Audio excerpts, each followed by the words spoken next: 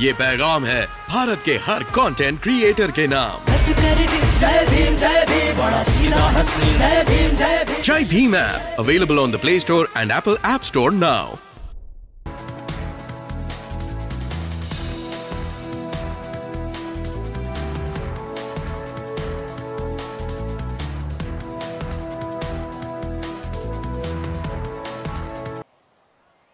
बहुत बहुत धन्यवाद संचालक महोदय। और अक्सर हम लोग परिचय की शक्ल में जो अपनी तारीफ होती है वो सुनने में अजीब लगता है, इसीलिए मैंने आग्रह किया कि वो वक्त भी कुछ बाबा साहब पर बात करने में ही क्यों न लग जाए। लेकिन शुक्रिया आपका कि आपने परिचय दिया। डॉक्टर बाबा साहब अंबेडकर संयुक्त नागरी जयंती समारोह 2022 में आए हुए मंचासीन सम्मानितगण और इस मंच के सामने उपस्थित आप सभी लोगों को मेरा सादर जय भीम, जय मंडल, जय संविधान है, इंकलाब जिंदाबाद है।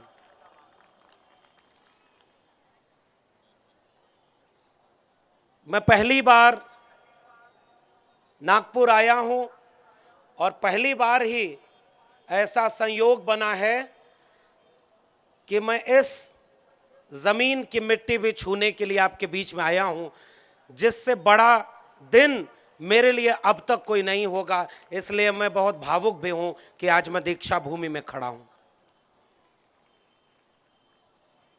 क्योंकि आज हमारे सामने सबसे बड़ी चुनौती यही है कि हमें अपनी जड़ों से काटा जा रहा है।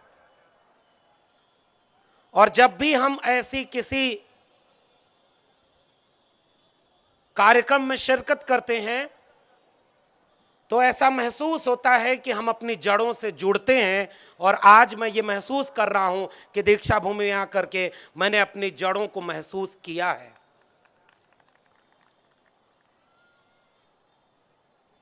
साथ ही जिस दौर में पूरे मुल्क में नफरत की आग फैलाई जा रही हो,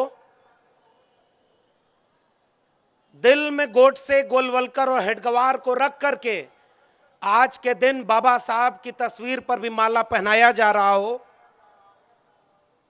नफरत का व्यापार सियासत की आड़ में किया जा रहा हो और उन्हें यह गुमान है कि वो संविधान सम्मत हर एक लोगों की आवाज को कुचल देंगे, हमारे नायकों को मिटा देंगे। मैं नागपुर के एक कोने से दूसरे कोने की यात्रा करते हुए आया और ये महसूस कर रहा हूं कि लाख आंधियां चलें, मुझे कोई चौराहा, कोई सड़क ऐसी नहीं मिली जिस पर बाबा साहब की तस्वीर लगा करके कुछ लोग जन्मदिन न मना रहे हों। बहुत कोशिश की जा रही है कि डॉक्टर अंबेडकर को उनकी किताबों और विचारों से मार करके उनकी तस्वीरों और मूर्तियों में उन्हें कैद करके उन्हें भी अवतार बना दिया जाए। मगर आज मैं ये बात पूरे गर्व से और जिम्मेदारी से कहना चाहता हूं कि आज उम्मीद का दिन है मेरे जैसे लोगों के लिए कि आज सोशल मीडिया से लेकर के आम जनता के बीच तक महात्मा फूले और डॉक्टर भीमराव अंबेडकर एक ऐसे नायक बनकर के उभरे हैं जिन्होंने संघर्ष, पढ़ाई, लड़ाई और इस मुल्क के आईन को बचाने की पूरी रवायत हमें दिशा दिखाने के लिए सौंपी है। और मैं महसूस कर रहा हूं कि हम एक सकारात्मक ऊर्जा के साथ यहां पर इकट्ठा हुए हैं। इस पूरे आयोजन में चूंकि मुझे विषय सौंपा गया है भारत का संविधान और नई शिक्षा नीति,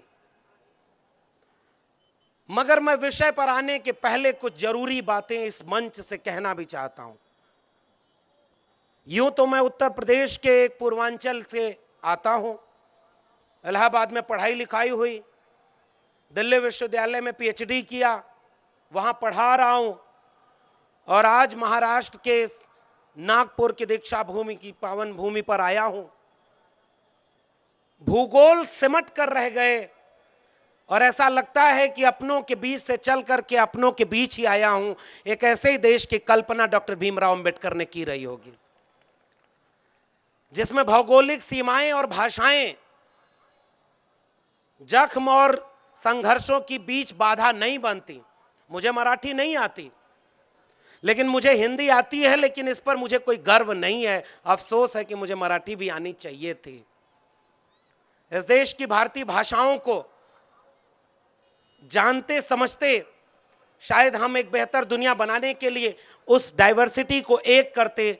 और भंते साहब ने अभी ठीक पहले मेरे ये बात कही कि इस मुल्क को अगर चलना है तो भारत के संविधान से ही चलेगा, किसी भी धर्म की किताब से या किसी भी धार्मिक नीति से नहीं चलेगा।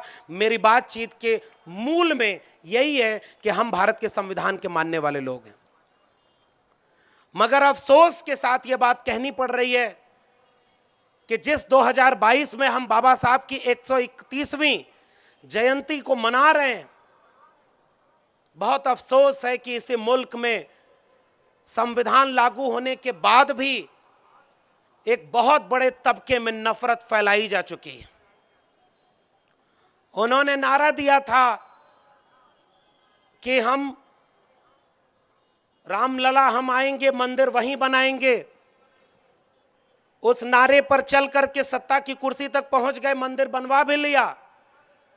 मगर अफसोस कि 2022 में रामनवमी के दिनों में राम के मानने वाले लोग मस्जिदों के सामने जाकर के जिस तरह से हथियार लहरा रहे हैं, उन्हें अपमानित और जलील कर रहे हैं, दंगा कराने की कोशिश कर रहे हैं। मुझे लगता है इस बड़े मंच से यह बात कहना जरूरी है कि वो सारे लोग भारत के संविधान के विरोधी हैं और हम उनकी मुखालफत करते हैं। क्योंकि अगर इस देश में नफरत की आग लगाई जाएगी तो वह आग केवल मुसलमानों के खिलाफ नहीं रहेगी, उस आग में सबके घर जलेंगे। और तब मैं लौटता हूं अपनी जड़ों की ओर कि बाबा साहब के 3 गुरुओं में से सबसे पहले गुरु तथागत बुद्ध, जिनके ऊपर एक निबंध हम लोग को पढ़ाया जाता था, द लाइट ऑफ एशिया। मैं मानता हूं कि तथागत बुद्ध के रूप में हमारे पास द लाइट ऑफ एशिया नहीं, द लाइट ऑफ वर्ल्ड है, लेकिन हम उसे पहचान नहीं पाते। पूरी दुनिया को मोहब्बत का पाठ पढ़ाने वाले, इंसानियत का पाठ पढ़ाने वाले हमारे अगुआ का नाम है तथागत बुद्ध। और मजबूरी में इस देश का प्रधानमंत्री अमेरिका में जाकर कहते तो हैं कि हम युद्ध के नहीं, बुद्ध के देश हैं। मगर हकीकत यह है कि हमारे देश में वो बुद्ध के खिलाफ युद्ध छड़े हुए हैं। इस बात को यहां से कहना जरूरी है। आपको अपना चेहरा जब बचाना होता है तो आपको बुद्ध याद आते हैं। आपको जब अपना नफरत की आग को छिपाना होता है तो अंबेडकर याद आते हैं।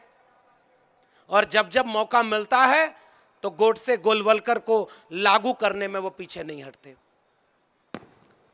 हमारे पास विरासत में जो सांस्कृतिक जड़ मिली हुई थी, उसमें एक ऐसे नायक के एक सबसे महत्वपूर्ण जीवन के हिस्से की भूमि पर मैं खड़ा होकर एक बात कहता हूं। भारत आजाद हुआ तब भी भारत में देवी देवताओं की जनसंख्या थी 33 करोड़ और भारत के बाशिंदों की जनसंख्या थी 30 करोड़। यानी कुछ देवता सरप्लस थे, ज्यादा थे। जितने लोग थे उससे ज्यादा देवता थे, फिर भी वो गुलाम थे। और उन्होंने उन देवताओं को भी मनुष्यों में बांट करके कहा कि वो किसके देवता हैं। मगर आज मैं दावे से कह सकता हूं कि उन 33 करोड़ देवताओं, गोडसे गोलवलकर, हेडगवार के वारिसों और तमाम लोगों के तराजू एक तरफ और हमारा अकेला नायक एक तरफ डॉक्टर BR अंबेडकर, वो उन पे भारी पड़ता है। ये बात केवल जोश में कहने की नहीं है, इस बात के पुख्ता प्रमाण हैं कि इस मुल्क में जो मुल्क का आईन बना, उस आईन में एक बहस हुई कि संविधान की शुरुआत किस चीज से की जाए। कुछ लोगों ने यह सलाह दी कि भारत में भगवान के नाम से संविधान शुरू होना चाहिए। कुछ लोगों ने यह भी कहा खुदा के नाम से हो। डॉक्टर अंबेडकर ने कहा इस पर वोटिंग होगी, और यहीं से वो शुरुआत समझिए। संविधान सभा की बहस की वोटिंग में भगवान हारता है, we the people of India, हम भारत के लोग जीतते हैं, जिससे भारत का संविधान शुरू होता है। एक राष्ट्र बनता किससे है? क्या एक भूगोल को हम राष्ट्र कहते हैं? और उस भूगोल में रहने वाले कुछ लोग ये दावा करें कि हम प्रमाण पत्र देंगे कि आप राष्ट्रभक्त हैं कि राष्ट्र द्रोही हैं।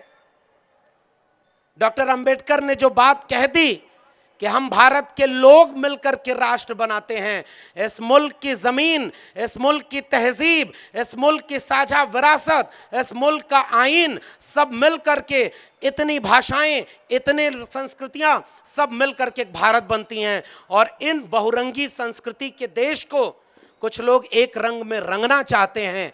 आज डॉक्टर अंबेडकर होते तो सीधे उंगली उठाकर कहते कि यह गलत है और हम तुम्हें एक रंग में इसे रंगने नहीं देंगे। हमारी जिम्मेदारी है कि इस मंच से वे बात बोली जाए। यह अहमियत है उस भारत के संविधान की। हमारे लिए अहमियत भारत के संविधान की और क्या है? उनको मौका मिला तो उन्होंने मनुस्मृति लिखी। उनको मौका मिला तो उन्होंने लिखा मुखस्य जायते ब्राह्मण बाहुर नाम क्षत्रिय। उन्हें मौका मिला तो उन्होंने लिखा कि एक महिला को बचपन में पिता के अधीन, युवावस्था में पति के अधीन और वृद्धावस्था में पुत्र के अधीन होना चाहिए। उन्हें मौका मिला तो उन्होंने लिखा कि शूद्र अगर वेद के श्लोकों को सुन ले तो कान में शीशा पिघला के डालना चाहिए। उन्हें मौका मिला तो उन्होंने लिखा कि इस देश में महिलाओं और शूद्रों को पढ़ाई लिखाई से दूर रखना चाहिए। उन्हें मौका मिला तो उन्होंने लिखा कि इस देश में जगह, जमीन और संपत्ति का अधिकार महिलाओं और शूद्रों को नहीं देना चाहिए। हमारे नायक को मौका मिला तो उसने भारत का संविधान लिखा जिसमें सब बराबर थे, कोई बड़ा कोई छोटा नहीं था। यह फर्क है उनमें और हम में। हमने भारत के संविधान से ही बहुत कुछ सीखा है। दुनिया के तमाम देश जिन्होंने अपने यहां बहुत बड़ी बड़ी बातें करने के बावजूद महिलाओं को बराबरी का हक नहीं दिया था, भारत के संविधान ने डे 1 से महिलाओं को भी बराबरी का हक दिया। ये यूं ही नहीं हो गया था। उसके पहले डॉक्टर अंबेडकर ने जो अपने 3 गुरु बनाए, उन गुरुओं की विरासत उनके साथ थी। तथागत बुद्ध, महात्मा कबीर और महात्मा ज्योतिराव गोविंदराव फूले। एक ने दुनिया को इंसानियत का पाठ पढ़ाया, बराबरी और मोहब्बत का, दया का पाठ पढ़ाया, सबको बराबर किया।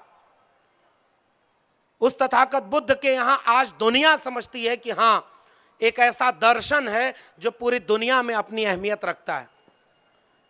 मैं हिंदी पढ़ाता हूं दिल्ली विश्वविद्यालय में, इसलिए मुझे पता है कबीर का मतलब केवल उस पाठ्यक्रम की दोहों से नहीं है, जिनमें तो ऐसा लगता है कि इस देश में कबीर को पढ़ाना कोई मजबूरी हो।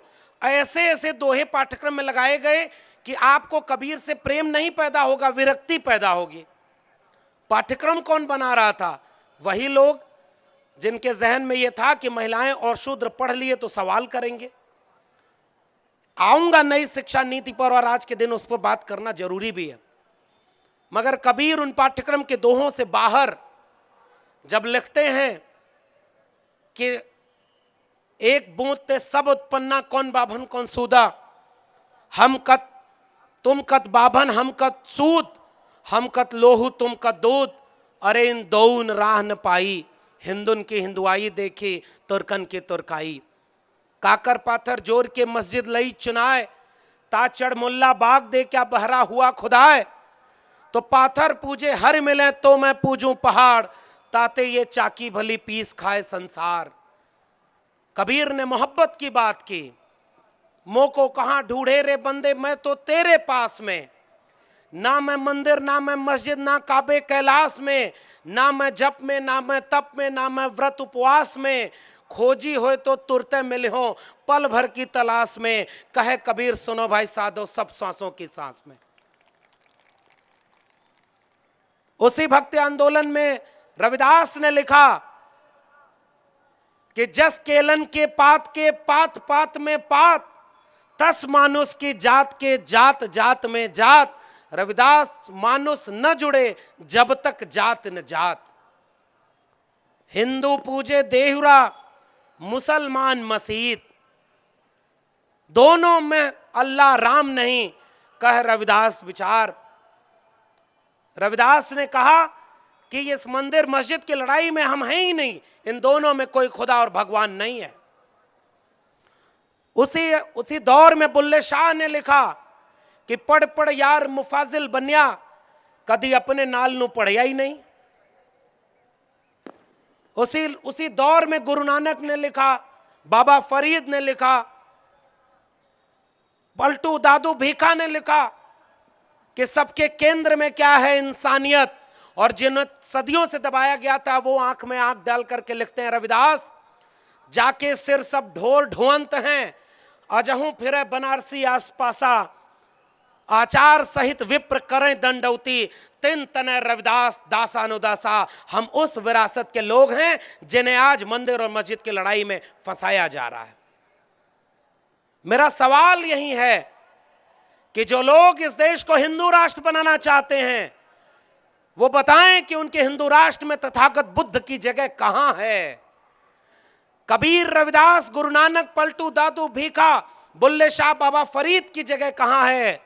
और वहां से होते हुए बसवन्ना, चोखा मेला, आयंकली, नारायण गुरु और महाराष्ट्र की जमीन पर खड़ा होकर के जिसे एक नाम को और शिद्दत से लेना चाहूंगा, महात्मा ज्योतिराव गोविंदराव फूले, ये सारे लोग तुम्हारे हिंदू राष्ट्र में नहीं है, तो हम इस हिंदू राष्ट्र का विरोध करते हैं और ऐसे हिंदू राष्ट्र को कभी बनने नहीं देंगे। ये कहना मुश्किल भरा है, फिर भी मैं ये कहने का जोखिम उठा रहा हूं। मैं चाहता तो इस मंच पर खड़े होकर के अपनी पढ़ी हुई 10 किताबों से ये आपके सामने बताता कि देखो इस किताब में बाबा साहब ने ये लिखा है, इस किताब में ये लिखा है। मगर मुझे लग रहा है उससे ज्यादा जरूरी बात यह है कि मैं आपके सामने ये कहूं कि आज अगर बाबा साहब होते तो वो कौन सी लड़ाई लड़ रहे होते। इसलिए मैं कह रहा हूं कि आज हमारे सामने सबसे बड़ा खतरा यह है, जिस खतरे की चेतावनी बाबा साहब ने 1940 में पाकिस्तान और द पार्टीशन ऑफ इंडिया किताब में दे दी थी कि हिंदू राष्ट्र इस देश के लिए सबसे बड़ा खतरा है। हिंदू कुछ भी कह लें, हिंदू धर्म मनुष्यता, समानता, स्वतंत्रता और न्याय विरोधी है, वह लोकतंत्र से मेल नहीं खाता है। इसलिए हिंदू राज को किसी भी कीमत पर रोका जाना चाहिए, यह कहा था हमारे पुरखे ने। तो फिर कौन सा राज बनाना चाहते थे बाबा साहब? बाबा साहब शायद रविदास के बेगमपुरा जैसा एक राज बनाना चाहते थे। उस बेगमपुरा में क्या था कि ऐसा चाहूं राज में जहां मिले सबन को अन्न, छोट बड़ो सब सम बसे, रविदास रहे प्रसन्न। कबीर के अमर दसवां में क्या था? सब बराबर के हैं, सब में उसका नूर है, सब एक जैसे हैं, कोई बड़ा छोटा नहीं, कोई किसी का दुश्मन नहीं। और उन सब को मिलाकर भारत के संविधान में बाबा साहब ने यह हक दिया कि आप सब बराबर के नागरिक हैं, लेकिन चेतावनी भी दी थी। मैं उस चेतावनी को कोट करना चाहता हूं। 26 नवंबर 1949 को संविधान सभा की आखिरी बात में बाबा साहब ने एक बात कही कि आज से हम अंतर विरोधों के दौर में प्रवेश कर रहे हैं। हमने एक व्यक्ति एक वोट का अधिकार तो दे दिया, मगर यह राजनीतिक बराबरी तब तक कोई अर्थ नहीं रखेगी जब तक सामाजिक और आर्थिक बराबरी कायम नहीं होगी। और यह कागज का पुलिंदा बचेगा संविधान, अगर इसे लागू करने वाले लोग ठीक नहीं हुए। मैं आपसे पूछना चाहता हूं, एक बात बताइए, क्या ऐसा नहीं लग रहा कि इस देश में अब संविधान केवल कागज का पुलिंदा मात्र ही बचा है और सारा काम संविधान के विरोध में किया जा रहा है? और उस काम में एक काम है नई शिक्षा नीति 2020। दुनिया कोविड से लड़ रही थी, हमारे देश में लोग इंसानों से लड़ रहे थे। आपदा को अवसर में बनाकर 3 कृषक कानून, 3 श्रमिक कानून और नई शिक्षा नीति 2020, ये 3 चीजें लागू कर रहे थे। इन्हें इंसानों की फिक्र नहीं थी, इन्हें वह फिक्र थी कि कैसे फसलों और नस्लों को, कैसे श्रमिकों के अधिकारों को और कैसे आपके बच्चों के भविष्य में शिक्षा के अधिकार को निजी हाथों में बेच करके मानसिक गुलाम पैदा किया जाए।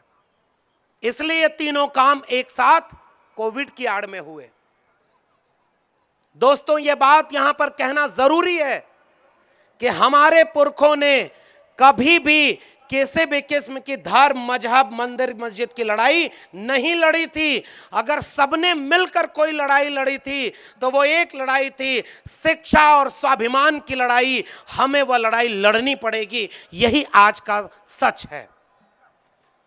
महात्मा फूले, उनके पिता ने जब उनसे कहा कि तुम धर्म विरुद्ध काम कर रहे हो, महिलाओं और शूद्रों के लिए शिक्षा की बात कर रहे हो, अब या तो तुम अपना घर चुनो या ये स्कूल चुनो।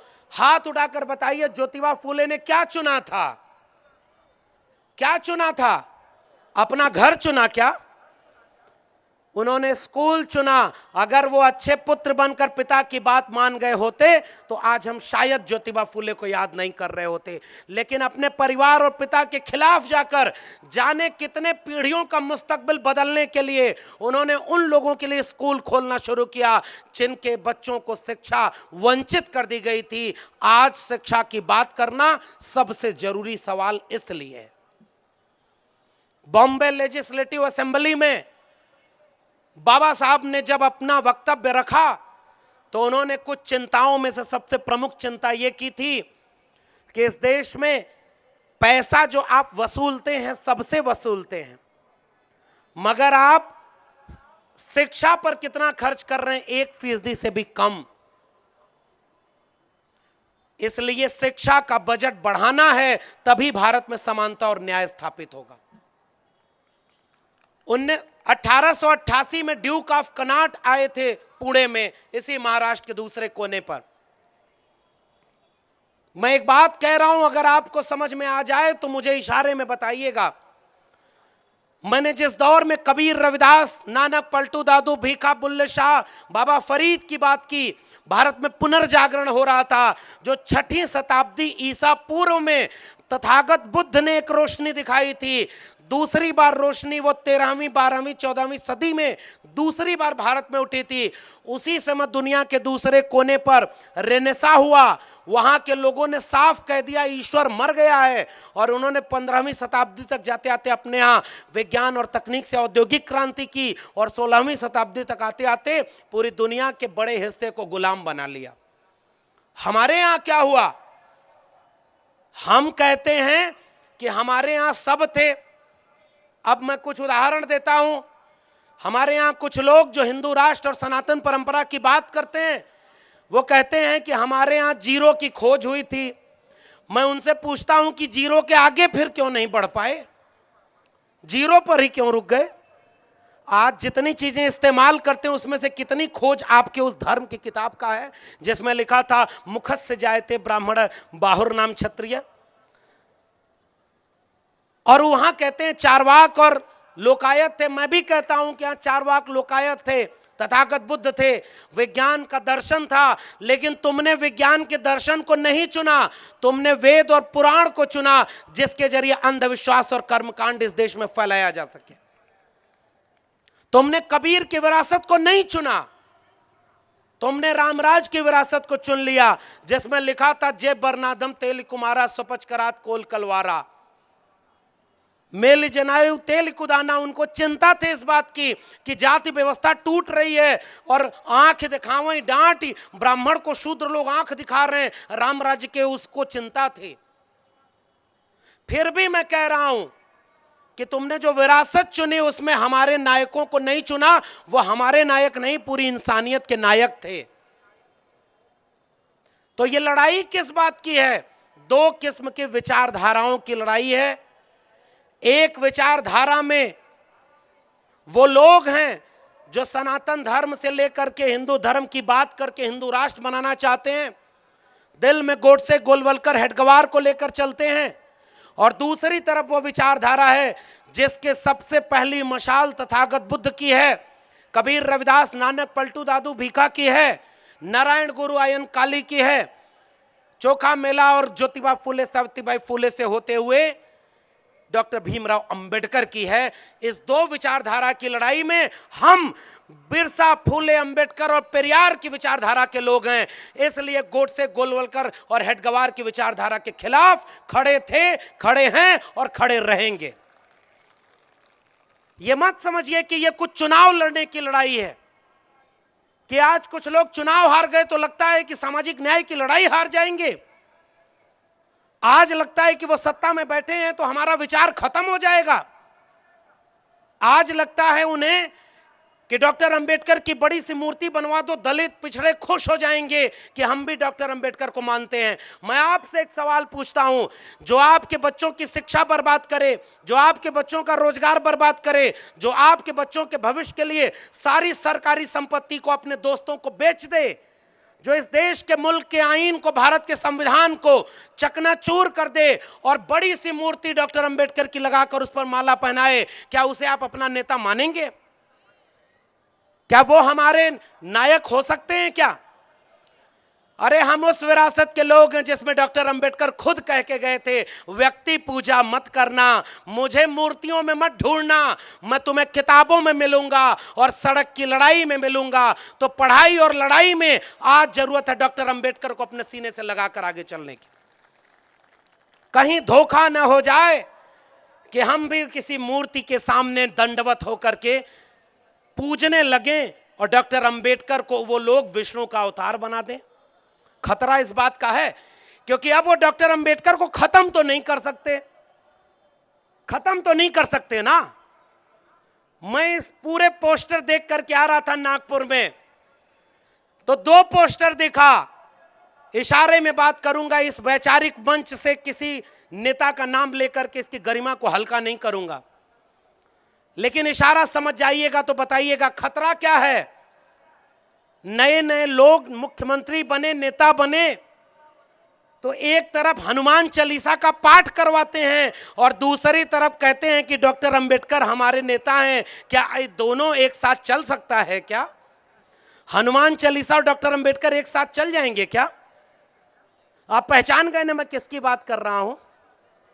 और दूसरे तो वो लोग हैं ही, उसी पोस्टर में उन्होंने बनाया था हनुमान चालीसा का भव्य आयोजन आधा, और दूसरी तरफ भारत रत्न संविधान के निर्माता पूज्य बाबा साहब अंबेडकर की जयंती समारोह। ये दोनों एक साथ चल सकता है क्या? और दूसरी तरफ वो लोग हैं जो अंबेडकर की मूर्ति बनवा करके सोच रहे हैं कि हम सबके नायक बन जाएंगे। पूछिए उन लोगों से कि 2 अप्रैल का भारत बंद क्यों करना पड़ा था। पूछिए उन लोगों से 2 अप्रैल 2018 को इस देश के दलित, पिछड़े, आदिवासी, पसमानदा मिल करके भारत की सड़कों पर क्यों उतरे थे। क्योंकि उनकी सरकार में SC/ST एट्रोसिटी प्रिवेंशन एक्ट से छेड़खानी की गई थी। इस देश का वंचित, शोषित 90% बहुजन मुट्ठी बांध करके देश की सड़कों पर था और 56 इंच की सरकार को पहली बार झुकने पर मजबूर कर दिया था। यह आपकी ताकत है। और दूसरी ताकत, उसी साल, उसी टेन्योर में जब 13 पॉइंट रोस्टर लाया गया कि इस देश में अब दलित, पिछड़े, आदिवासियों के बच्चे प्रोफेसर नहीं बन सकते, तो चाहे 2 अप्रैल का भारत बंद हो, दोस्तों इस बात को बड़ी गंभीरता से सुनिएगा, कि चाहे 2 अप्रैल का भारत बंद हो या 5 मार्च 2019 का भारत बंद हो, इस देश के बड़े बड़े नेता जब एसी में लेटे हुए सोए हुए थे, समझ नहीं पा रहे थे क्या करें, इस मुल्क के समझदार, जागरूक, बाबा साहब की विरासत वाले लोग दिल्ली और देश भर की सड़कों पर उतर गए और दोबारा 13 पॉइंट रोस्टर पर झुकने पर मजबूर कर दिया था। यह 2 जीत हमारे साझा संघर्षों की जीत है। इसलिए इस बात का इशारा करना जरूरी है कि आज कुछ लोग ये कहने लगते हैं कि उनके नेता हार रहे हैं तो उनकी जनता भी हार गई। हमारे पुरखे कभी हारे नहीं थे। भेजा था ज्योतिबा फूले की भी हत्या करने किसी को। आपने जीवनी पढ़ी होगी तो आपको पता होगा। ज्योतिबा फूले उसको बुलाकर पूछते हैं कि तुम मेरी हत्या क्यों करना चाहते हो? तो वो व्यक्ति बोलता है कि इसके मुझे इतने रुपए मिलेंगे। ज्योतिबा फूले कहते हैं कि इसका मतलब तुम गरीब हो, तुम्हें पैसे की जरूरत है, मैं तुम्हारे काम में बाधा नहीं बनूंगा, आओ तुम अपना काम पूरा करो। वो आदमी अपने हाथ का हथियार रखकर उनके चरणों में गिर गया और उनका शिष्य बन गया। उस व्यक्ति का नाम था घोंडिबा, जिसके साथ संवाद में गुलामगिरी ज्योतिबा फूले ने लिखी है। हमारे नायक तो वो थे तथागत बुद्ध से लेकर के ज्योतिबा फूले और अंबेडकर, जिन्होंने परायों को भी अपना बना लिया।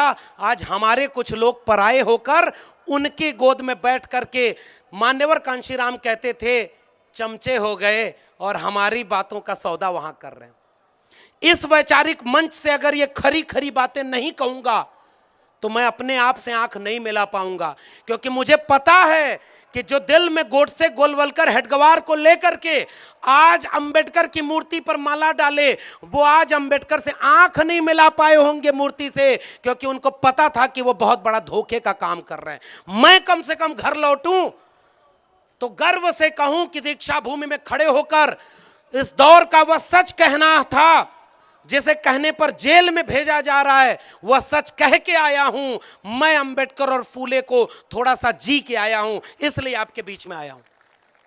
और यह सच यह है कि मेरे अपने विश्वविद्यालय के प्रोफेसर हैनी बाबू,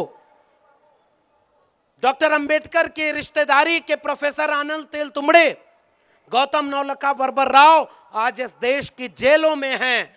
उमर खालिद से लेकर के तमाम नौजवान जेल में हैं।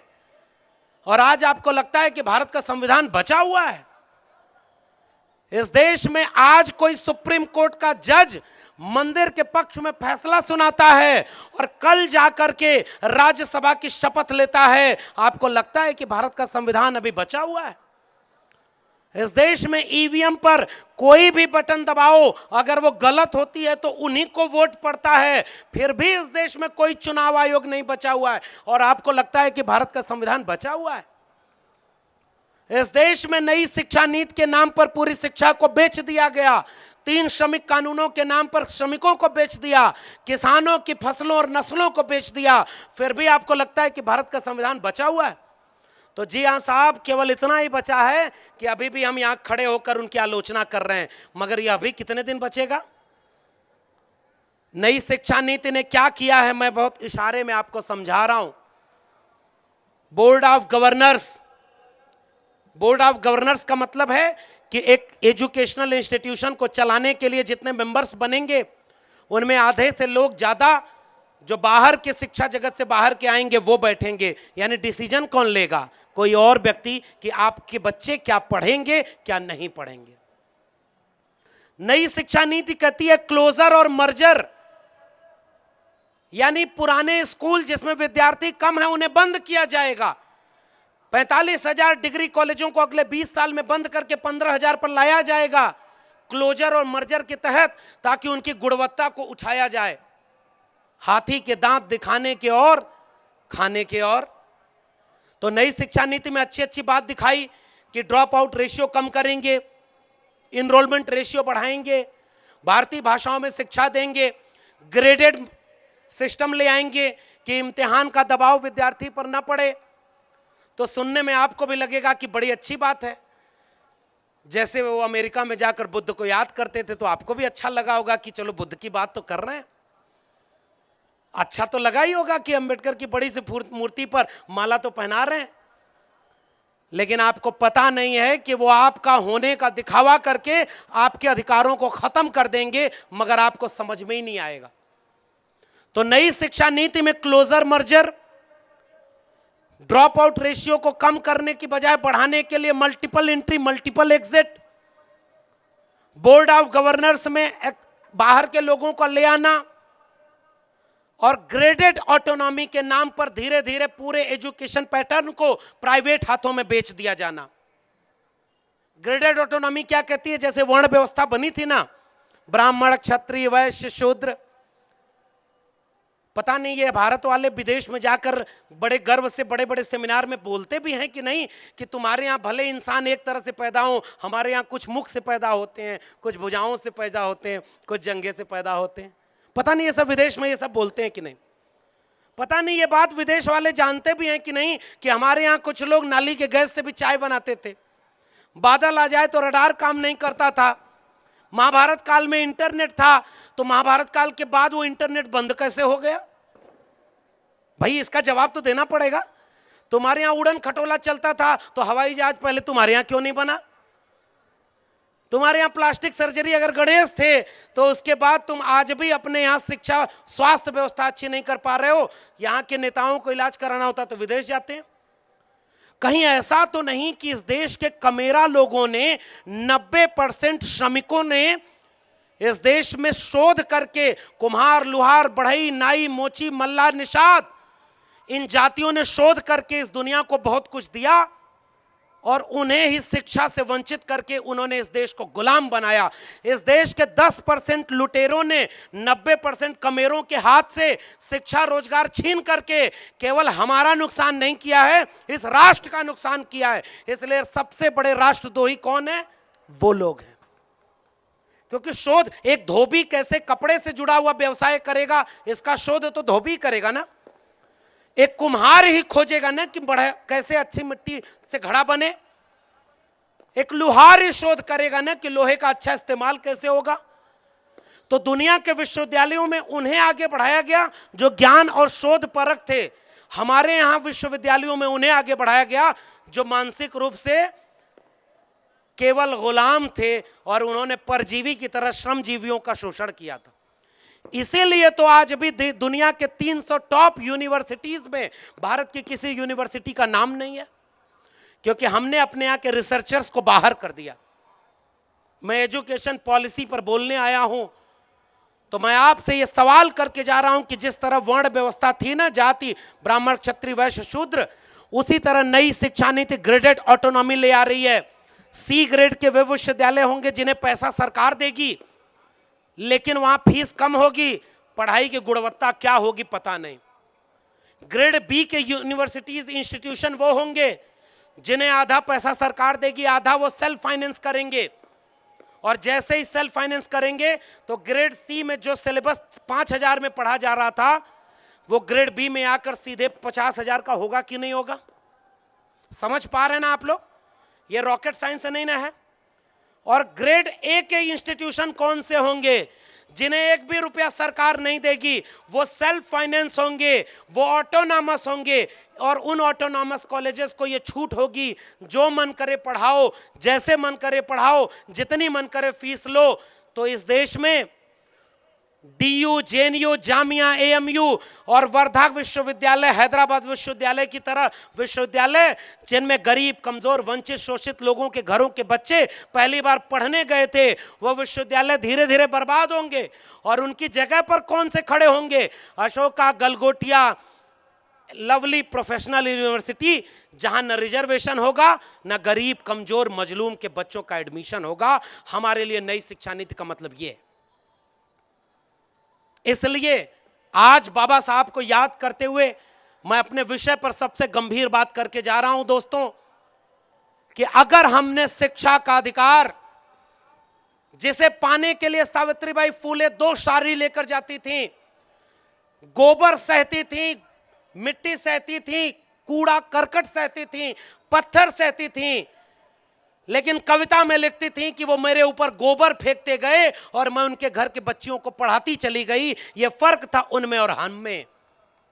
और आज भी मैं कह रहा हूं, गोबर पत्थर फेंकने वाले लोग जो कल सावित्रीबाई फूले पर पत्थर फेंका करते थे, वही आज गोबर में विज्ञान ढूंढ रहे हैं। यही अंतर हमारे सामने पैदा हो गया। लेकिन गोबर और पत्थर फेंकने वालों का नाम कहीं दुनिया के इतिहास में नहीं है। मिट गए वो लोग जिन्होंने हमारे पुरखों के खिलाफ खड़े होकर के उनकी आवाज को दबाने का काम किया। इतिहास लिख गए हमारे पुरखे जिन्होंने सब कुछ झेल करके हमारा मुस्तकबिल लिख दिया है।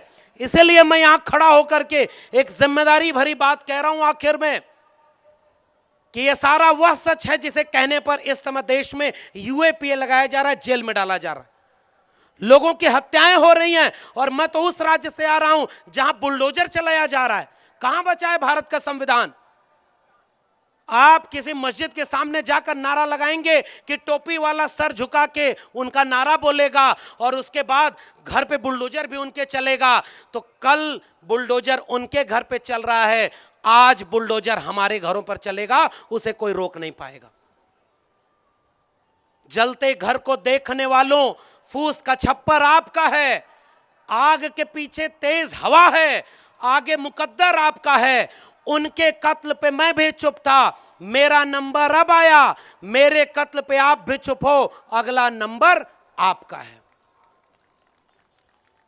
कौन भूल जाएगा कि साथी रोहित वेमुला की सांस्थानिक हत्या क्यों हुई थी, किसके कार्यकाल में हुई थी? रोहित वेमुला हैदराबाद का शोधार्थी, कोई जेल में है क्या रोहित वेमुला के हत्यारों में से? कोई डॉक्टर पायल तड़वी के सांस्थानिक हत्या के बाद कोई जेल में गया क्या? कोई जेल में गया क्या? जब राजस्थान में अर्जुन, जो मेघवाल लड़का है, मूंछ रख लिया था, उसे पता नहीं था कि दलित होकर मूंछ रखने पर हत्या भी हो जाएगी, कोई जेल में गया क्या? कोई जेल में गया क्या जब हाथरस की बेटी को पेट्रोल डाल करके जला दिया गया था, फिर भी कोई जेल में गया क्या? इस देश में आज भी दलितों, पिछड़ों, आदिवासियों पर यह जुल्म और ज्यादती हो रही है, और दूसरी तरफ नई शिक्षा नीति बना करके आपके बच्चों के हाथ से शिक्षा के अवसर हमेशा के लिए खत्म किए जा रहे हैं। हम उस मोड़ पर खड़े हैं। आखिर में मुझे लगता है कि वक्त का सच कहना जरूरी है। हमारे यहां जनवादी आंदोलनों का नारा था, सच कहना अगर बगावत है तो समझो हम भी बागी हैं। हम आंख में आंख डाल करके सच कहेंगे, ये बिरसा, फूले, अंबेडकर, पेरियार के सपनों का भारत नहीं है। और हम बिरसा, फूले, अंबेडकर, पेरियार, अब्दुल कयूम अंसारी, आसिम बिहारी, सावित्रीबाई फूले, फातिमा शेख के वारिस कभी भी वह भारत नहीं बनने देंगे। हम अपनी आंख से आंख मिलाकर यह वादा करें एक दूसरे से कि इस मुल्क के आईन को बचाने की लड़ाई लड़ेंगे, वरना बचाने को कुछ नहीं रहेगा। मैं यह बात इसलिए कह रहा हूं क्योंकि मुझे भी यह भ्रम था कि मेरे घर वालों ने बड़ी मेहनत करके मुझे पढ़ाया, इसलिए मैं इलाहाबाद यूनिवर्सिटी टॉप किया, दिल्ली विश्वविद्यालय में शोध किया, दिल्ली विश्वविद्यालय का इलाके में अपना पहला प्रोफेसर बना। तो मुझे लगा कि मेरे घर वाले न होते तो मैं यहां तक नहीं पहुंच पाता, और सच भी है। मगर जब अपनी जड़ों से जुड़ा तो मुझे लगा कि मेरे जैसे जाने कितनों के घर वाले ऐसी कोशिश करते रहे होंगे, मगर तब तक वो कोशिश नाकाम रही जब तक इस मुल्क में भारत का संविधान और मंडल कमीशन नहीं था। अगर मैं यहां हूं तो भारत के संविधान और मंडल कमीशन की वजह से यहां हूं। और आज 14 अप्रैल 2022 को यह बात कह करके जा रहा हूं कि जिस सीढ़ी से चलकर हम आए थे, हमारी आंखों के सामने वो सीढ़ी तोड़ी जा रही है। इसलिए आज अगर बाबा साहब होते तो हमारे ऊपर नाराज होते कि जो कारवां हमने तुम्हें सौंपा था, एक वादा लिया था कि इसे आगे ले जाना, पीछे मत जाने देना, नहीं आगे ले जाओ तो वहीं छोड़ देना, तुम तो कारवां जाने कितना मील पीछे लेके जा रहे हो। ये कड़वी सच्चाई है। एक सांस्कृतिक संगठन जो इसे नागपुर से खड़ा होकर के 1925 से इस देश में राजनीति नफरत की कर रहा है और खुद को सांस्कृतिक संगठन, गैर राजनीतिक संगठन कहता है, वो इस देश में केवल नफरत की आग फैला रहा है। उसके विचारक एकात्म मानववाद के लिए कहते हैं कि जैसे शरीर में मस्तिष्क का काम मस्तिष्क करे, पैर का काम पैर करे, वैसे ही समाज में जाति व्यवस्था होनी चाहिए। ब्राह्मण का काम ब्राह्मण करे और शूद्र का काम शूद्र करे। वैसे लोगों को मानने वाले लोग 1925 से आज तक एकजुट रहे, और हम बिरसा, फूले, अंबेडकर, पेरियार के मानने वाले लोग आपस में बिखरते गए। और आज हमारे सामने संकट यह है कि वो हमारे सपनों के भारत को खत्म कर रहे हैं। मैं उनसे आंख में आंख डालकर इसी नागपुर में कह के जा रहा हूं कि अगर हकीकत में बिरसा, फूले, अंबेडकर और पेरियार का एक भी वारिस अपनी रीढ़ पर तनकर जब तक खड़ा होगा, न इस देश में हिंदू राष्ट्र बनेगा, न इस देश के 90% वंचितों शोषितों के हाथ से उनके मुल्क के आइन को बर्बाद किया जा सकेगा। यह मेरा भरोसा है आपके सामने। और इसलिए जरूरत इस बात की है साथियों कि इस बात का इंतजार न करिए कि आपके घर तक कब तक, आपके कॉलर तक बात आ रही है। पड़ोस में अगर आग लगी हो तो आपका घर बहुत दिन तक सुरक्षित नहीं होगा। भगत सिंह को मैं याद करना चाहता हूं, बाबा साहब मिल करके, और कुडी अरसू में पेरियार, और अपने पत्र में बाबा साहब ने 23 मार्च 1931 के बाद संपादकीय भगत सिंह के नाम लिखा था। भगत सिंह के मन में भी इच्छा थी कि वो डॉक्टर अंबेडकर के साथ काम करें। भगत सिंह ने कहा, मुझे जीने की ख्वाहिश है, लेकिन मैं ऐसे जीना नहीं चाहता। मैं चाहता हूं कि मैं मरूं तो मेरी लहू का एक एक कतरा इंकलाब लाए। आने वाले वक्त में माएं अपने बच्चों को भगत सिंह बनाने का ख्वाब देखें। क्या हम जानते हैं या नहीं समझ रहे कि भगत सिंह और अंबेडकर के सपनों के भारत को खत्म किया जा रहा है? आज बाबा साहब होते, ईवी रामास्वामी नायकर, पेरियार। और आखिरी बात कि हमको डर लगता है ये बात कहने में कि वक्त खराब है। मेरा सवाल का जवाब दीजिए, क्या ज्योतिबा फुले के वक्त में वक्त उनके समर्थन में था क्या? क्या डॉक्टर अंबेडकर जब अपनी लड़ाई लड़ रहे थे तो वक्त उनके अनुकूल था क्या? क्या पेरियार जब दक्षिण भारत में लड़ रहे थे तो वक्त उनके अनुकूल था क्या? क्या भगत सिंह लड़ रहे थे तो उनके अनुकूल वक्त था? अरे वो लोग तो अकेले लड़ गए, हम तो इतने लोग हैं। अगर लगे तो उन्होंने कहा कि ये गांव बिखर जाए, ये सारे बाहर कहीं फैल जाएं। दूसरे गांव में गए तो उन लोगों ने बड़ा परेशान किया, खाने में परेशान किया, सोने में परेशान किया, चप्पल तक चुरा ले गए। सुबह जाने लगे तो उनको आशीर्वाद दे करके गए कि तुम सब हमेशा यूं ही आबाद रहो। उनके शिष्य ने पूछा कि जिन्होंने अच्छा काम किया आपके साथ, उन्हें आपने कहा कि बिखर जाओ, बर्बाद हो जाओ। जिन्होंने बुरा काम किया उसको तो कह के गए कि आबाद हो जाओ। उन्होंने जो जवाब दिया सुनिएगा। उन्होंने कहा कि अगर बुरे लोग बिखर जाएंगे तो जहां जाएंगे बुराई फैलाएंगे, अच्छे बिखर जाएंगे तो जहां जाएंगे रोशनी फैलाएंगे। हम बाबा साहब के वारिस बिखर कर रोशनी तो फैला दिए। आज देश और दुनिया में पूरे भारत के जन आंदोलनों का सबसे बड़ा अगर अगुवा कोई बनकर उभरा है तो उसका नाम है डॉक्टर BR अंबेडकर। CNRC का आंदोलन हो, किसान आंदोलन हो, 13 पॉइंट रोस्टर का शिक्षा बचाने का आंदोलन हो, या संविधान बचाने का आंदोलन हो, डॉक्टर अंबेडकर, जिन्हें आजादी के बाद जमीन में गाड़ने की कोशिश की गई, मिट्टी फोड़ करके एक एक दिल में कैद हो गए हैं और आज हर बुलंद आवाज की अपनी तस्वीर बने हुए। मगर साथियों, इस कहानी का दूसरा हिस्सा यह है कि हम बिखरे रहे तो क्या हम उनसे लड़ पाएंगे? क्या नई शिक्षा नीति को रोक पाएंगे? क्या अगर शिक्षा बर्बाद हो गई, प्राइवेट स्कूलों में किसके घरों के बच्चे पढ़ते हैं? और जो हिंदू राष्ट्र का ख्वाब दिखाते हैं उनसे मेरा सवाल है। ओबीसी समाज से आता हूं और एक सवाल पूछता हूं कि अगर ओबीसी हिंदू है, इसका जवाब हिंदू राष्ट्र वाले भी दें और वो ओबीसी भी दें जो अपने को हिंदू मानते हैं और हिंदू को खतरे में मानते हैं। अगर ओबीसी हिंदू था तो 2019 तक इस देश के 45 केंद्रीय विश्वविद्यालयों में 0 प्रोफेसर ओबीसी का क्यों था? आपके जज 52% कहां हैं? डॉक्टर, इंजीनियर, वकील कहां हैं? इस मुल्क के 52% जमीनों पर क्या इस देश के ओबीसी का कब्जा है? अगर दलित हिंदू है, आदिवासी हिंदू है, तो बताओ ये 85% आवाम की 85% जमीन, 85% डॉक्टर, 85% इंजीनियर, 85% प्रोफेसर कहां हैं? आपको हिंदू तब बनाया जाएगा जब मुसलमान के खिलाफ आग लगानी होगी। अगर आप हिंदू थे तो आपके आरक्षण को किसने रोका? विश्वविद्यालयों में बैठकर दलित, पिछड़े, आदिवासियों को एनएफएस कौन करता है? मुसलमान करता है क्या?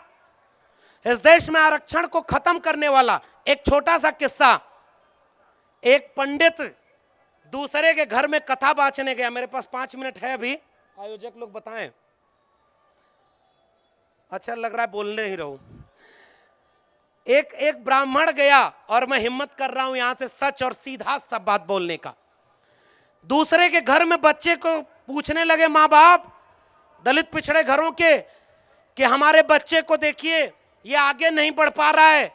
तो ब्राह्मण ने बोला इसकी ग्रह दशा ठीक नहीं है, हमसे हवन करा लो, तुम्हारा बच्चा आगे बढ़ जाएगा। उसका बेटा भी साथ में था। घर लौट कर आया तो ब्राह्मण से पूछा कि मुझे भी रोजगार नहीं मिल रहा है, मेरे लिए क्या कहोगे? तो ब्राह्मण ने कहा तुम्हारी ग्रह दशा ठीक है, आरक्षण है इसलिए तुम आगे नहीं बढ़ पा रहे हो। दलित पिछड़े आदिवासी के बच्चों को आगे बढ़ने के लिए ग्रह दशा ठीक नहीं है, और अपने बच्चे के लिए आरक्षण दोषी है। भूल गए आप, यूक्रेन में अगर किसी का बेटा मरा, उस वक्त भी उनकी जातिगत नफरत ऐसी थी कि वो आरक्षण को गाली दे रहे थे। इस देश में मेरिट के नाम पर दलितों, पिछड़ों, आदिवासियों के बच्चों को एकलव्य और शंभुक बनाने वाले लोग कौन थे? यह सवाल है मेरा उन लोगों से जो हिंदू राष्ट्र बनाने की बात करते हैं। तुम द्रोणाचार्य के वारिस हो, हम शंभुक और एकलव्य के वारिस हैं। तुम द्रोणाचार्य और सुराम के वारिस हो जो नफरत करता है, जो हमारी हकमारी करता है। इसीलिए हमें तुम समझाते हो कि मुसलमान खतरा है। अरे हमें बताओ कि इस देश में 1% से भी कम जमीनें दलितों के पास हैं। वो जमीन कौन हड़प के बैठा हुआ है? मुसलमान हड़प के बैठा हुआ है। इस देश में लिटरल एंट्री हुई है दोस्तों।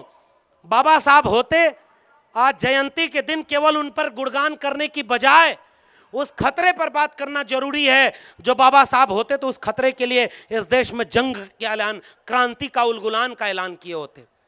वो खतरा है लेटरल एंट्री का। आईएएस सबसे बड़ा इम्तिहान होता है ना। आईएएस बनने में पहले ये दलित पिछड़ों को रोकते रहे, और अब लेटरल एंट्री आए हैं। लेटरल का मतलब समझते हैं? बैकडोर, चोर दरवाजे से एंट्री। हम 90% कमेरा लोग हैं, श्रमजीवी लोग हैं। हमने श्रम करके इस दुनिया को रहने लायक बनाया। हमें मेरिट में पीछे नहीं कर पाए, क्योंकि हमारे एक अगुआ को मौका मिला तो 6 भाषाएं और 26 डिग्रियां लेकर के जब संविधान सभा की बैठक हुई तो सामने विकल्प बन के खड़ा था। उससे ज्यादा पढ़ा लिखा व्यक्ति कोई नहीं था, इसलिए डॉक्टर अंबेडकर को संविधान सभा का नॉमिनेशन किया गया था। कोई एहसान नहीं किया था। और तुमने हमें रोका है, इसलिए हमारी मेरिट पर शक करते हो। मेरे सवाल का जवाब दो कि 340 पोस्ट पर लेटरल एंट्री तुमने कर ली। एक दलित, एक पिछड़ा, एक आदिवासी, एक पसमानदा का नाम बता दो जिसको 340 को तुमने ज्वाइंट सेक्रेटरी बना दिया। कहां बचा है संविधान? और हिंदू राष्ट्र बनाने वाले लोग जवाब दें कि लेटरल एंट्री में एक भी दलित, पिछड़ा, आदिवासी क्यों नहीं है? प्रोफेसर बनाने के लिए अब नया कानून ले आ रहे हैं कि पीएचडी डिग्री अब जरूरत नहीं है। उनका हाफ पैंट पहन करके जो शाखा लगाएगा उसे वाइस चांसलर बनाएंगे, प्रिंसिपल बनाएंगे, उसे प्रोफेसर बनाएंगे, इंजीनियर बनाएंगे। अगर गृह मंत्री होगा उसके बेटे को बीसीसीआई का चेयरमैन बना के लाखों करोड़ों रुपए कमवाएंगे। अपने बच्चों को जितने नेता हैं आग लगाने वाले सब विदेश में पढ़ने के लिए भेजेंगे, बड़ी बड़ी नौकरी दिलवाएंगे, और आपके बच्चों को कहेंगे हिंदू धर्म खतरे में है, बचाने चलो, दंगा करने चलो। मैं आपसे कह के जा रहा हूं, जब तक आप जागेंगे तब तक आपके बच्चों का भविष्य लुट चुका होगा। ये लेटरल एंट्री, प्राइवेटाइजेशन, निजीकरण हमारे संवैधानिक मूल्यों, बाबा साहब के संविधान, ज्योतिबा फुले की लड़ाई, छत्रपति शाहू जी महाराज के आरक्षण, उन सब के खिलाफ है। वो बेच रहे हैं भारत को, मैं चैन से कैसे सो जाऊं? सौगंध मुझे इस मिट्टी की, मैं देश नहीं बिकने दूंगा।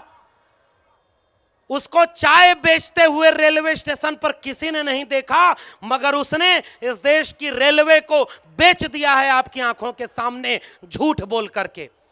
रेल बेच दिया, नवरत्न कंपनियां बेच दी, बैंक बेच दिए, रेलवे की जमीनें बेच रहे हैं, और आपके बच्चों की शिक्षा नई शिक्षा नीति में बेच चुके हैं। और पहले ही वो बोल चुका है हमारा क्या है, हम तो फकीर आदमी हैं जी, झोला उठाकर चल देंगे। बोल चुका है वो तो। आप क्या करेंगे? आपके बच्चे आपसे पूछेंगे, साहब कि तुम्हारी आंखों के सामने सरकारी संपत्ति को बेचकर संविधान की धज्जी उड़ाई जा रही थी ना। अरे भाई, सरकारी नौकरी और सरकारी शिक्षा में ही आरक्षण बचा है ना। जब सरकारी नौकरी और सरकारी शिक्षा ही नहीं रहेगी तो आरक्षण आप कहां लेंगे? उसके सांसद ने बहुत पहले कहा था, ये दलित पिछड़े अब जाग गए हैं, अब आरक्षण को बोलकर खत्म करने की जरूरत नहीं है, हम आरक्षण को औचित्यहीन बना देंगे, आरक्षण रहे ना रहे कोई फर्क नहीं पड़ेगा। इसलिए आपसे अपील कर रहा हूं कि इस देश को ब्राह्मणवाद और पूंजीवाद ने मिलकर के गुलाम बना दिया है। हमारे पुरखे ने एक किताब लिखी थी, गुलामगिरी, और यह उम्मीद थी उसे कि गुलामों को गुलामी का एहसास करा दो, वो अपनी बेड़ियां खुद तोड़ लेगा। मैं आज ये सवाल करके जा रहा हूं, क्या इस देश के 85% बहुजनों को अपनी गुलामी का एहसास हो रहा है या नहीं हो रहा है? अगर हो रहा है तो आप अपनी बेड़ियां कब तोड़ोगे? न शिक्षा है, न रोजगार है, न सरकारी नौकरी है, न देश बचा है, सब कुछ उनके हाथों में बेचा जा रहा है। आपके घर का एक इंजीनियर अगर दलित पिछड़ा है, वो अगर पुल गलत बना दे तो पूरी कौम को बदनाम करते हो। क्या आरक्षण वाले ऐसे ही होते हैं? ये बात सही है कि नहीं है? एक अगर आदिवासी से गलती हो जाए तो ये कहा जाता है कि इनमें मेरिट नहीं है। मैं सवाल पूछता हूं कि इस देश को लूट करके भागने वाले किसकी जाति बिरादरी के लोग थे? हमारे पुरखों ने इस देश को बड़ी मुश्किल से बनाया था। आज ये अपील करके आपसे जा रहा हूं कि शिक्षा बचाने की लड़ाई सामाजिक न्याय की लड़ाई है। मैंने अपने YouTube चैनल पर, जो मेरे ही नाम से डॉक्टर लक्ष्मण यादव, मैं चाहता तो मैं भी प्रोफेसर बन करके ये रह सकता था। अरे भाई, मुझे भी तो उम्मीद है कि मैं प्रोफेसर बन जाऊं, वाइस चांसलर बन जाऊं। किसको उम्मीद नहीं रहेगी? मेरे माँ बाप को ये उम्मीद नहीं है क्या कि मेरा बच्चा वो कुलपति बन जाए? लेकिन आज कुलपति कैसे बन रहे हैं? वो चाहते हैं कि मैं बोलूं कि आरएसएस दुनिया का सबसे बड़ा संगठन है, हिंदू राष्ट्र इस देश को बन जाना चाहिए, तो वो कुलपति बनाएंगे, क्योंकि तमाम दलितों पिछड़ों को तो बना रहे ना। मगर मुझे पता है कि अगर मैं डॉक्टर अंबेडकर, फूले, पेरियार के जड़ों से जुड़ने के बावजूद उनकी तारीफ के कसीदे पढ़ करके अगर लाखों रुपए की नौकरी परमानेंट पा जाऊं, जेल जाने से बच जाऊं, बड़े बड़ी हवेलियां बना लूं, तो वो बहुत कुछ मेरे लिए होगा। लेकिन आने वाली पीढ़ियां जब मुझसे सवाल करेंगी तो मैं उनसे आंख नहीं मिला पाऊंगा, क्योंकि मैंने अपनी ऋण बेच दी थी उनके लिए जिन्होंने फूले, अंबेडकर, पेरियार के सपनों की हत्या की है। इसलिए मैं जोखिम लेकर सच बोल रहा हूं। इस देश में मनुस्मृति को फिर से लागू किया जा रहा है। भारत का संविधान बचाने की लड़ाई शिक्षा की लड़ाई है, और इस लड़ाई को हमें मिलकर लड़ना है। याद रखिए 2 अप्रैल, याद रखिए 7 मार्च, 5 मार्च का भारत बंद, 2 अप्रैल का भारत बंद। नेता अगर हार जा रहा है तो क्यों हार रहा है, वो आपसे कहने की जरूरत नहीं है। लेकिन जनता अगर हार गई तो नेता गुलाम पैदा होगा। जनता जाग गई तो कभी गुलाम नहीं पैदा होंगे, और आने वाली पीढ़ियों के लिए शिक्षा, रोजगार बचा कर जाएंगे। और इसलिए जो बात मैं कहकर के आपसे विदा ले रहा हूं कि बाबा साहब की इस दीक्षा भूमि में खड़े होकर जो ऊर्जा मुझे ली थी, ईमानदारी की ऊर्जा है। बाबा साहब ने 22 प्रतिज्ञाओं की बात की थी ना। पहली प्रतिज्ञा है, मैं ब्रह्मा विष्णु महेश को नहीं मानूंगा। तो जो ब्रह्मा विष्णु महेश को मानने वाले वो बाबा साहब के होंगे क्या?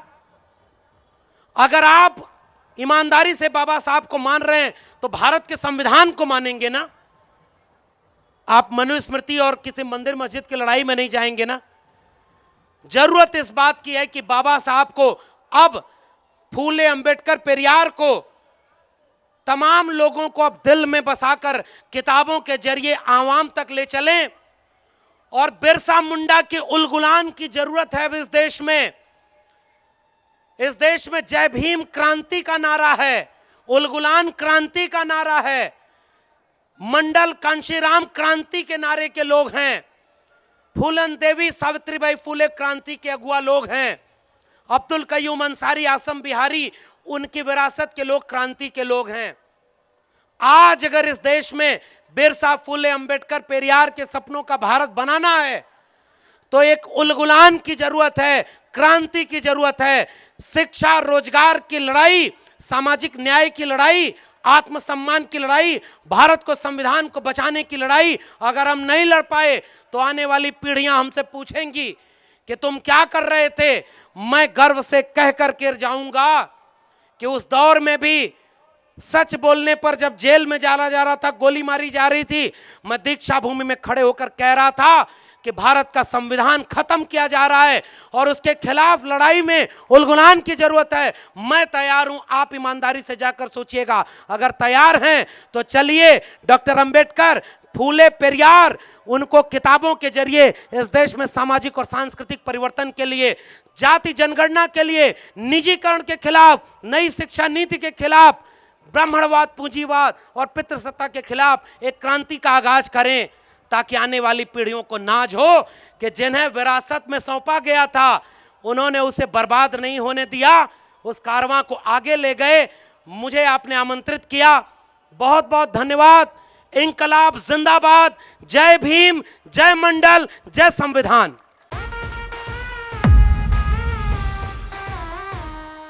ये पैगाम है भारत के हर कंटेंट क्रिएटर के नाम।